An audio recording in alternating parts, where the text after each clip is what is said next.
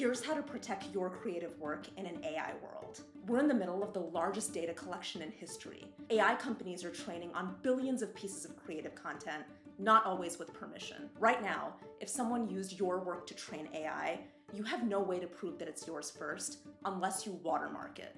A watermark is your creative signature. It can be visible, like a small logo, or invisible, data that's embedded in your file. It creates proof that you made something first, which is huge for both legal protection and getting paid when your work is used. Here are 3 ways to protect your work. Visible watermarks. These are logos, signatures, or marks on your work that establishes ownership at first glance. Metadata watermarks. These are digital signatures using tools like Adobe Content Credentials or TruePic that travel digitally with your work. And then we have style protection. Tools like 𝐬𝐮𝐬𝐜𝐫𝐬 or Nightshade that make it much harder for AI systems to replicate your creative style without changing how your work looks. Multiple layers work better than just one. Keep in mind that these aren't foolproof. Watermarks can be cropped out, edited over, or even stripped from files.